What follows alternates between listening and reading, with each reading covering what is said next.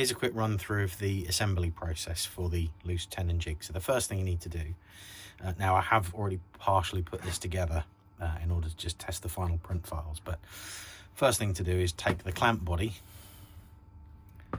and the sliding frame prints, and we need to insert into these little pockets here 8 of these LMU8 linear bearings. So they're 25mm long and then just standard LMU8 linear bearings. You can either use ones like this or maybe even IGIS type bushings, if that's the way you pronounce it. So 8 of those, and you need to push them into these holes. So 2 on this side, 2 on the other side of the sliding frame.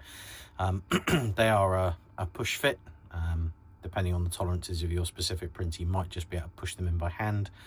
I've got a bench vise, so I used the bench vise just to help squeeze them in and push them all the way home. You could also use a hammer, and then we've also got 4, 2 on each side of the clamp body. So next thing to do is take the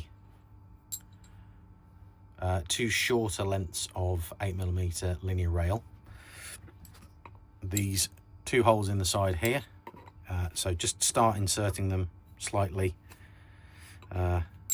into the 3D print. Again, depending on the tolerances of your printers, they may benefit from being drilled out with an 8mm drill bit. I did do that on these, so they were just opened up just ever so slightly with an 8mm drill bit. So get the rod started, so they just start progressing, or just start to poke through the other side. Again, perhaps the use of a hammer might just help to get them started like this. So just start poking through, and then take the sliding frame, doesn't really matter which way around you do it, and get the linear rails started in the linear bearings, and then again just finish tapping them home gently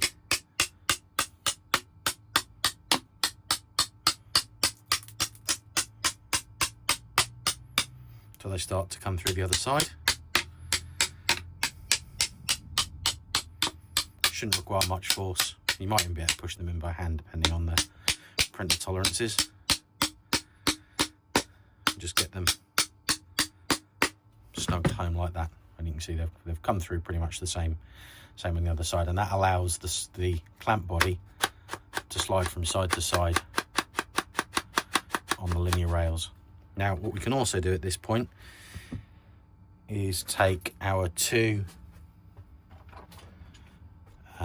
M6 bolts, these are M6 by 40s, and screw them into the 2 threaded printed holes on the side of the sliding frame. Again, depending on your printer tolerances, these may benefit from being run through with an M6 tap. I had to do that on this, that you wouldn't be able to screw them in by hand if you were still relying on the printed threads, but you can thread these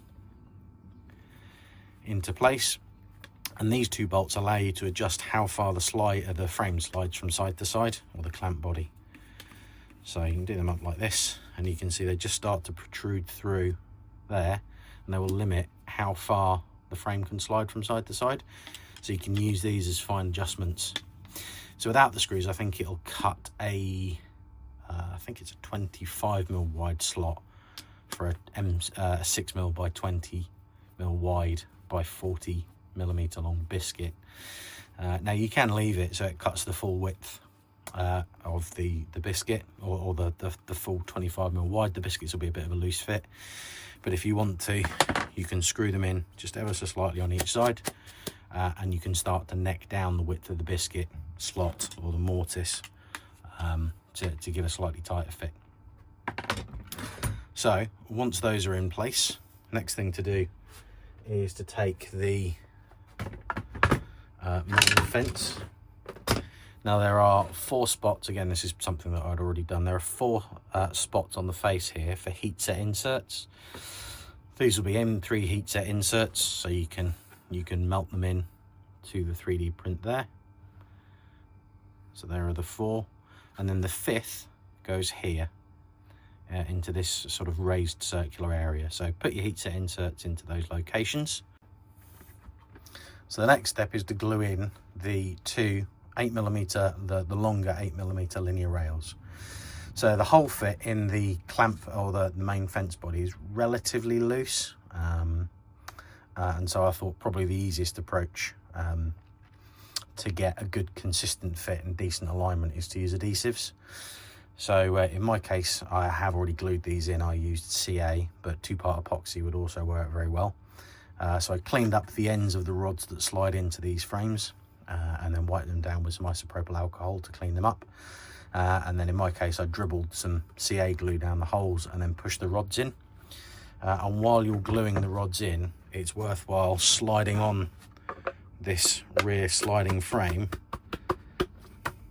like so, just to make sure that all the rods are aligned and everything's, you know, they're not coming off at a funny angle. So you want to make sure that this frame can slide nice and smooth when you glue those rods in. So after those rods are glued in, the next step is to put the depth stop on. So this threaded insert here, we take the depth stop part, which is this little round sort of castellated item,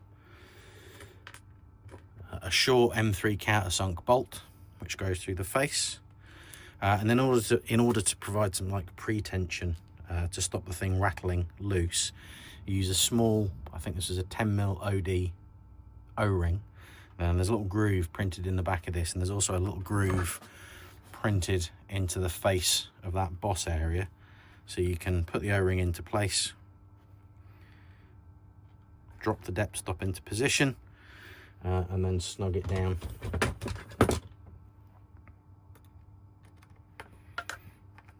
like this. Now it might be worth putting a little damper thread lock on this screw. Depends if you find it tightening on you or not. So you just want enough tension so that it doesn't easily slip round, so it doesn't slip on you while you're making a cut, but not so tight that you can't actually turn it. So that's nice bit of pre-tension on that. So, and then what we're going to do is take a spring. Now this is optional. The spring helps the router bit retract out of the workpiece, makes it perhaps less likely that you accidentally catch it on the face. So this is a 10mm ID, I think it's 14mm OD, 1mm wire thickness spring. I just got a big length of it off Amazon and chopped the bit down to the right length. I actually got one that was slightly too small in diameter, so I had to expand it. But if you get 10mm OD, 10mm ID, 14mm OD, that'll work. Slide it over the linear rail next to the depth stop. Slide our frame into position, making sure that this piece is facing forward, so we want that extra little feature sticking out forward. So that then slides into position on the rails, like so. And then use the 8mm shaft collars, 2 of these, pop on the back here to lock it into place and to stop the router frame or the router sliding back off when you're using it. So pop one there, pop one here, like that. So that then captures this sliding frame into place. Next thing is to fit the handle. So you take the handle and you take some of the slightly longer M6 bolts. These ones are M6 by 45. Slide them through the handle, ready to pop through this slot into the clamp body. And then take 2 M6 nylock nuts, and inside here you can see those 2 recessed hex nut spots.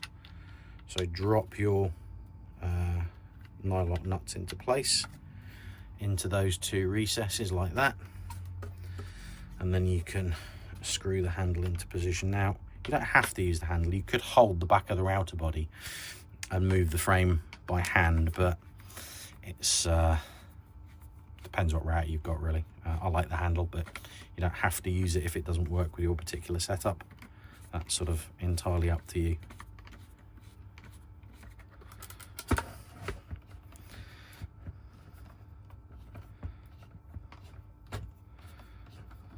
So get threaded on.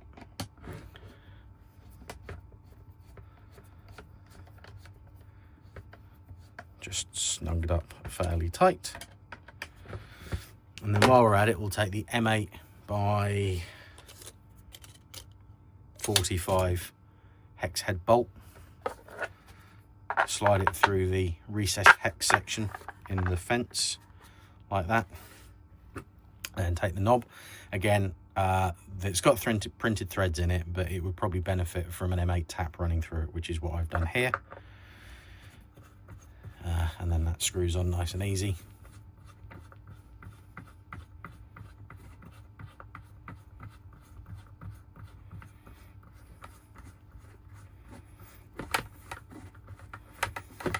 So that then provides something for us to hold the fence firmly into place against the workpiece, and then the handle at the back that allows us to slide the frame forward and backwards and move the routers from side to side.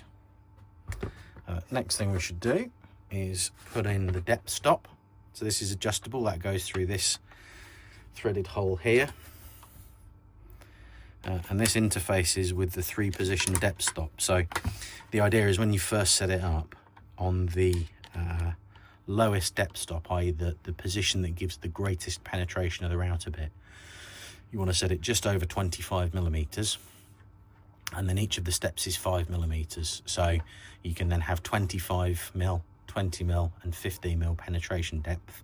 So that allows you to do edge to edge with 20 mil in each side, or if you're using 18 mil material, you can do a 25 mil plunge into the edge of one piece and 15 mil into the face of the other. So you can do a 90-degree corner and not blow through the face of 18 mil material. So we'll adjust that in a minute, but you can see how as the frame slides forward, it touches, and then if we move to the next position, it touches in a different position, and then finally the deepest position there, like that.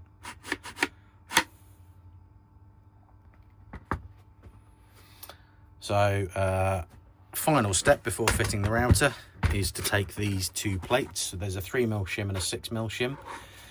So without any shims at all, the center of the router bit, or the center of the mortise, will be 18 millimeters from the reference face of whatever you're cutting the pocket to. With a combination of these 3 and 6mm shims, you can have 18mm, 15mm, 12mm, 9mm between the center and the reference face.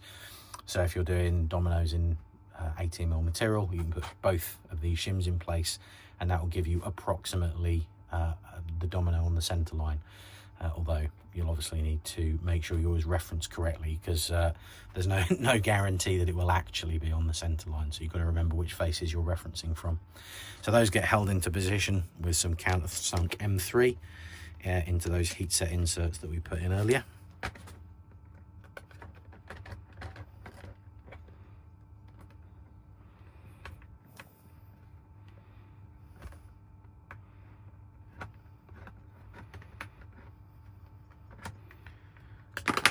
That. Right, so once those are screwed in place, the final step is to install the router.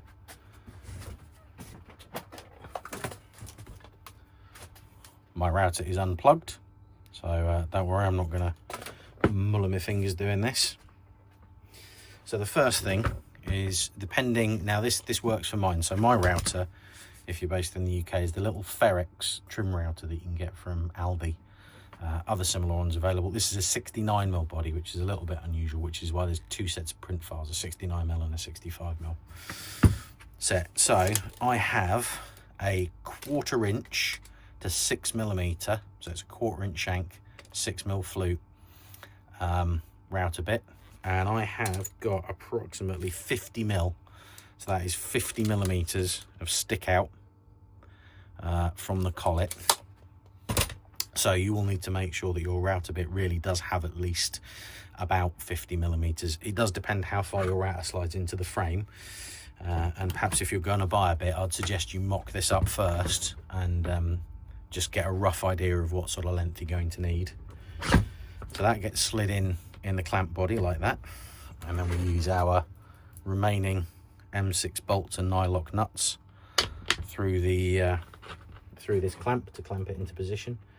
Now, my particular unit's printed in PETG, so I printed this all in PETG Rapid from Elegoo. You could do it in PLA for short use scenarios. I don't think the router would get hot enough to melt the PLA or to make it go soft, but in my situation I thought, well, I'm going to print this out. It uses nearly a whole roll, so it uses I think 900 grams of filament. So if you're going to need to buy a roll of filament to do it, perhaps get a roll of PETG Rapid or PETG HF or something like that, or even if you're feeling fancy, some carbon fiber PETG, just to give it the greatest likelihood of surviving under perhaps more extended periods of use. So do the bolts up to clamp the router into position. Now the next thing we want to do is again making sure it's turned off. Poke the router bit through the fence, and we want to measure, so set the depth stop on the lowest setting that gives us the greatest amount of penetration. Poke the router bit through the fence, stick a tape on it, and we want 25 millimeters of stick out. Now that currently is 27, so I will just back this off ever so slightly and recheck that. You probably want just over 25 mil. Whoops, turned it the wrong way.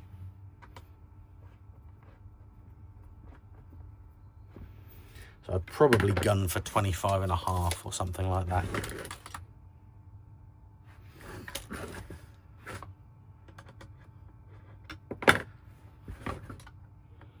So we're currently 24.5. So another couple of turns. We are now at just over 25 millimeters of stick out, which is perfect. And now we're all ready to rock and roll. It's worth doing a couple of test bits so you can adjust these two bolts to get the width of the cut within your desired range. But let's set up and do some test cuts and see how she does.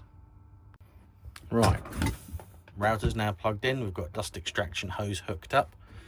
The dust port will take, so my dust port is 35 millimeters in diameter.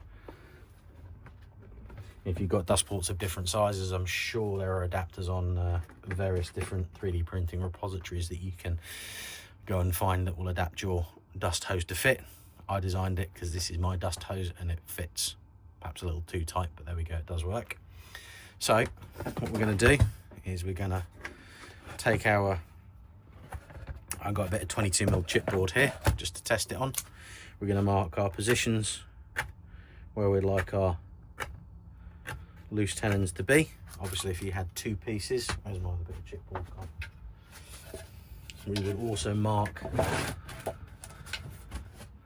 those same positions on the other piece so we can transfer those across.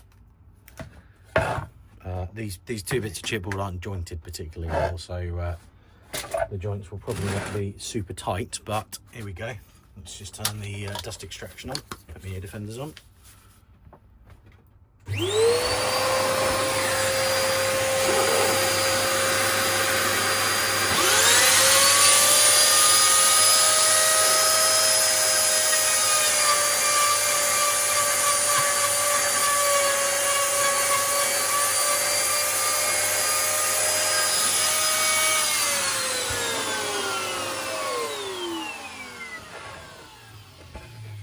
And there we have our loose tenon hole cut.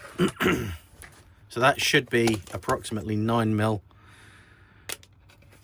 to the center, and we can see that that is approximately 9mm to the center. This is 22, not 18.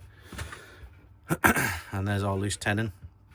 Now we do have a bit of side-to-side play, so I mean that might be desirable to help take out some inconsistencies in alignment or what have you, but let's tighten our screws up a little bit and get the tolerance of that fit a little tighter.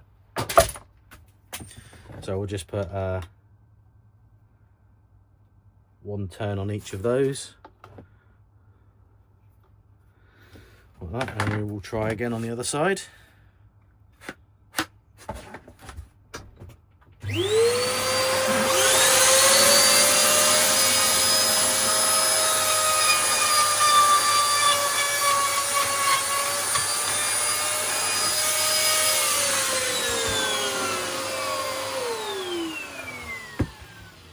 Right, so there's the second slightly tighter fit. Oh, that's much better. That's got way less side-to-side play. Arguably, perhaps that's a little too tight. But if we then make those same holes on our other piece here,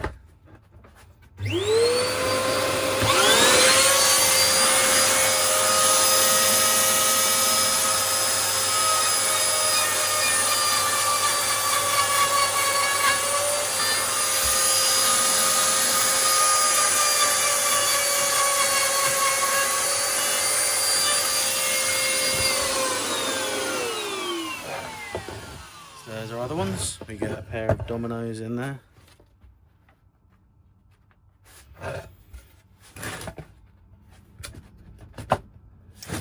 And there we go. Nice, flush, level alignment. A little bit of play from side to side, just a little bit, although we could make our dominoes a little wider. These aren't jointed, so the joint's not particularly tight in terms of being straight, but it's certainly flush and level. There we go.